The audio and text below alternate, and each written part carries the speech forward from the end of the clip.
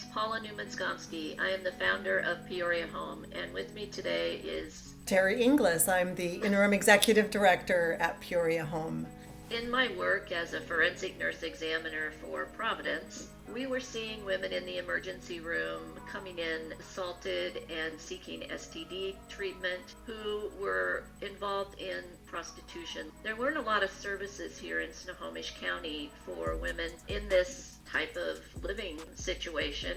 I started looking around at different programs that provided services to women trying to leave trafficking and prostitution. Came across a program in Nashville, Magdalene House, and went and learned about their program and decided that we needed that here in Everett. The other thing that kind of started this whole process was that an Everett police detective came to us and said, "We are arresting girls for prostitution that aren't old enough to legally consent to having sex." And this was back in 2006, before human trafficking was really a big topic. So we really didn't know what we were looking at. It's a lot of learning about what was going on and trying to reach out to these juveniles who were involved in prostitution at such an early age. There were no resources for women trying to exit the sex trade here.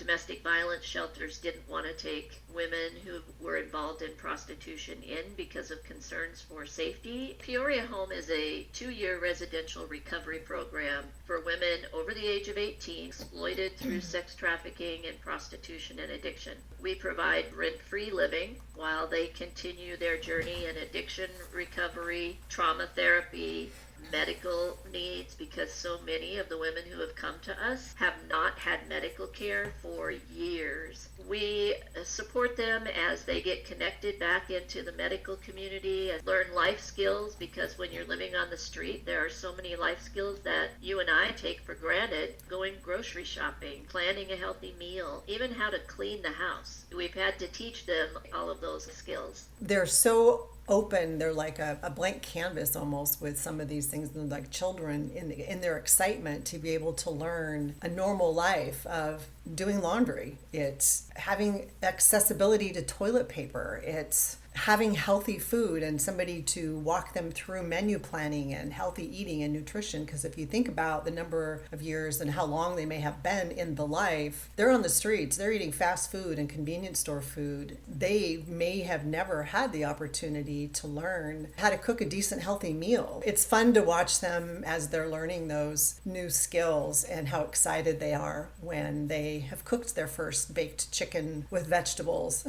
We can tell you about Susan, who came to us after 40 years of being on the streets. She only had, I think, 3 or 4 teeth. She had about 11 teeth, but several of them had been broken off. Most of them had fallen out from poor nutrition. So we ended up taking her in to have the rest of them pulled and having her fitted for dentures. She had been on the street since she was virtually 12 years old. She has done the work, has healed tremendously. Not only does she have the most beautiful smile, she's got the funny sense of humor. She came in with so many years of poor nutrition and abuse that she encountered or experienced. Both her ankles or her feet were just trashed, which meant she's on a scooter, using a walker, using crutches. We were there to support her through that whole process. She's doing much better today. The first 6 months that a woman is in our program is extremely difficult. The first 90 days is a blackout period. They give up their cell phone. After the 90 days, we work with them to get a different phone, a safe contact list. We are a voluntary placement. This is not court-ordered placement. This is voluntary, and so they have to be willing to do the work.